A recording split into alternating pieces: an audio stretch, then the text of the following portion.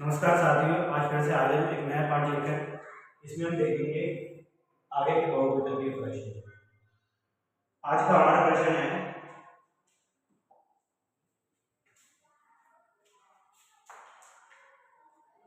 कोष्टक a plus B, दूसरे कोष्टक में दिया है a माइनस बी का मान होगा। बेसिकली हम ये जानते हैं कि यहाँ पर हमें a प्लस बी और a माइनस बी जब दिया होता है तो हम इसमें क्या करते हैं, एक तो ये हमारी सरकम क्या है ए स्क्वायर माइनस बी स्क्वायर, ये हमें याद होनी चाहिए। अगर हमें याद है तो हम इसको बड़ी आसानी से सॉल्व कर लेते हैं, ए स्क्वायर माइनस बी स्क्वायर।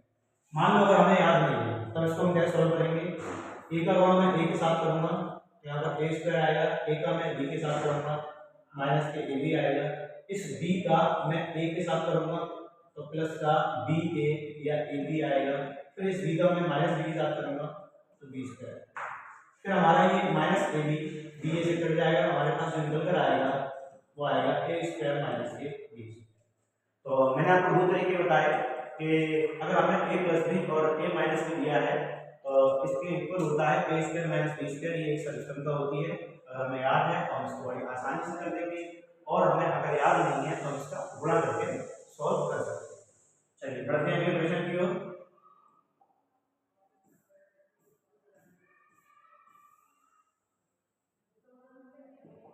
अगला प्रश्न है 25% को दशमलव में बदलने पर मान होगा।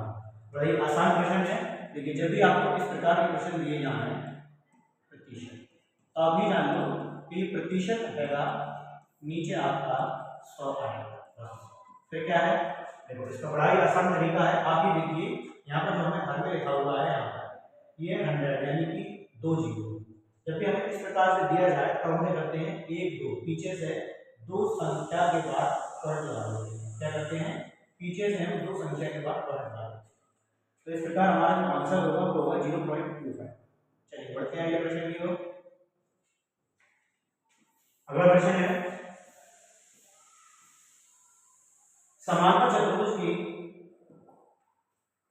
सम्मुख भुजाएं होती हैं केवल समांतर, समांतर और असमान, समांतर और बराबर, केवल असमान।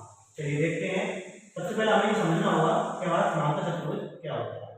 देखो ये जो आकृति हम देख रहे हैं ये हमारा समांतर चतुर्भुज, क्या ये समांतर चतुर्भुज। आप इसमें देख पा रहे हैं बड़ी आसानी से, इसमें ये वाली भुजा इसके बराबर है और समान है, और ये वाली भुजा इसके बराबर है और समान है।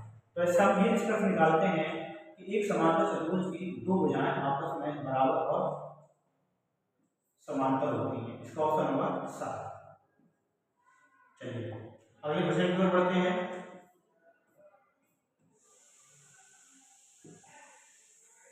जब दो कोणों का योग 90 अंश होता है तो उसे कहते हैं, बड़ा ही आसान प्रश्न है। मैं पिछली वीडियो में बता चुका हूँ, जब तीन दो कोणों का योग 90 अंश होता है तो उसको हम कोटिपूरक कोण कहते हैं। क्या कहते हैं, कोटिपूरक। चलिए आगे देखते हैं अगला प्रश्न। वे कोण जिनमें शीर्ष तथा एक भुज उभयनिष्ठ हो कहलाते हैं। देखिए सबसे पहले हमें समझना होगा कि ये शीर्ष और एक भुज यानी भुजा कहाँ पर उभयनिष्ठ होते हैं। तो 4 प्रकार दिए गए हैं, आसन कोण, कोटिपूरक कोण, औसतम पूरक, और ये आपका सिर्फ कोण दिया है, लेकिन यहाँ पर आपका ऋजु कोण होगा। क्या होगा, ऋजु कोण आपका छूट गया है। चलिए बढ़ते हैं आगे। तो सबसे पहले हमें समझना होगा कि आसन कोण किन्हें कहते हैं। देखिए इस प्रकार से ये जो हमें व्यवस्था दी गई है, यहाँ पर जो हम देख पा रहे हैं कि ये बी और ये सी, इस व्यवस्था को हम कहते हैं आसन्न कोण। क्यों कहते हैं, अगर हम यहाँ पर डी कहें तो ए बी डी और सी डी डी, ये दोनों कोणों को हम आसन्न कोण कहते हैं।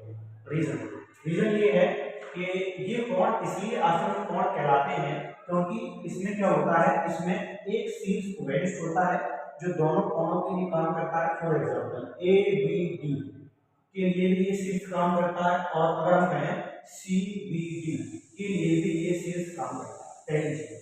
और दूसरी चीज ये है कि एक शीर्ष और एक भुजा ओवेनिस्ट हो। तो आप देख सकते हो ए बी डी में ये वाली भुजा किसके लिए काम करती है, एंगल ए बी डी में ये जो आपकी बी डी है इसके लिए काम करती है। ठीक है, अगर हम देखें यहाँ पर सी बी डी में आप देख पा रहे हैं जो आपकी बी डी है वो आपकी एंगल सी बी डी के लिए भी काम करती है। तो आप कह सकते हो इसमें आसन्न कोण, वे कोण जिनमें शीर्ष तथा एक भुजा ओवेनिस्ट कोण कहलाते हैं, आसन्न कोण कहलाते हैं। चलिए आगे बढ़ते हैं।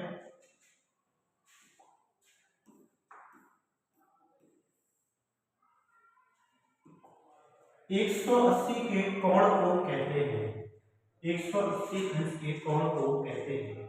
देखिए जब किसी कोणों का योग, जब किसी कोणों का योग किस प्रकार से, एक सीधी रेखा पर बनने वाले एक से अधिक कोणों का योग 180 अंश होता है। और हम एक सीधी रेखा ये जो मैंने खींची है, एक सीधी रेखा खींचे वहां पर जो कोण बनता है वो भी आपका 180 अंश होता है। और मैंने इससे पहले बोला था कि एक सीधी रेखा पर बनने वाले एक से अधिक कोणों का योग 180 अंश होता है। फॉर एग्जाम्पल यहाँ पर आप देख पा रहे हैं एक से अधिक यानी कि आपको 3 कोण दिए हैं, उन तीनों का जो योग होगा वो आपका 180 अंश। इसी प्रकार से आपको यहाँ पर अगर 2 कोण दिए हैं तो यहाँ पर भी आपका एक सीधी रेखा पर बनने वाले दोनों कोणों का योग 180 अंश। तो कहने का मतलब यह है कि 180 अंश के कोण को कहते हैं वो होता है हमारा समकोण। क्या बोलते हैं, समकोण।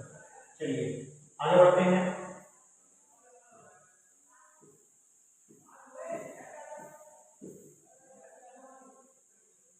किसका प्रारंभिक तथा अंतिम बिंदु नहीं होता है। देखिए यहाँ पर 2 चीजें दी गई हैं कि किसका प्रारंभिक तथा अंतिम बिंदु नहीं होता है। एक हमें क्या है कोण, दूसरा दिया है त्रिभुज, तीसरा रेखा, चौथा किरण।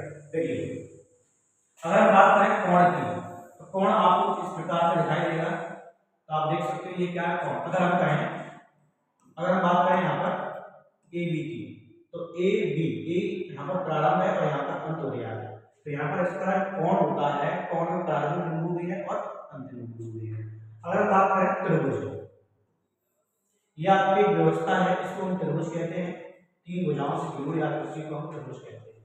अगर हम यहाँ से शुरू कर रहे हैं ना और यहाँ से हम चले यहाँ से यहाँ, तो आप देख सकते हो यहाँ से हमने शुरू किया, ये तो इसका प्रारंभिक बिंदु हुआ और हम यहाँ से चलते हुए यहाँ तक गए तो यहीं पर इसका अंतिम बिंदु हुआ। यानी कि यहाँ पर प्रारंभिक बिंदु भी है और अंतिम बिंदु भी है।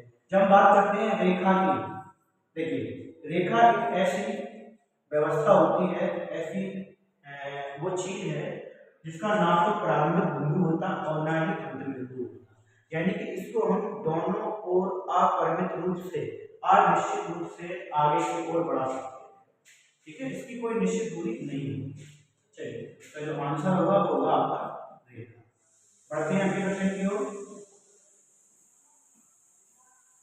आज का अगला और लास्ट क्वेश्चन इस वीडियो का, इसमें दिया गया है X square minus Y square upon X minus Y. देखिए ये जो आपको ऊपर दिया गया है एक्स स्क्वायर माइनस के वाई स्क्वायर, मैं पहले बता चुका हूँ ये एक समीकरण है। अगर इसको ओपन करेंगे तो वैसे तो याद होना चाहिए कि एक बार ये प्लस में आता है और एक बार ये माइनस में आता है। और नीचे क्या है मेरे पास, ये हमने ये कहा ये जो आपको दिया गया है ए स्क्वायर माइनस बी स्क्वायर के फॉर्म में है। अगर हम इसको खोलेंगे तो एक बार ये प्लस में आएगा और एक बार ये माइनस में। ठीक है, तब ये इससे आपका ये कट जाएगा और जो हमारे पास निकल कर आएगा वो आएगा एक्स प्लस वाई। तो इसका जो आंसर होगा फाइनल वो होगा आपका एक्स प्लस वाई। धन्यवाद, आज यहीं तक।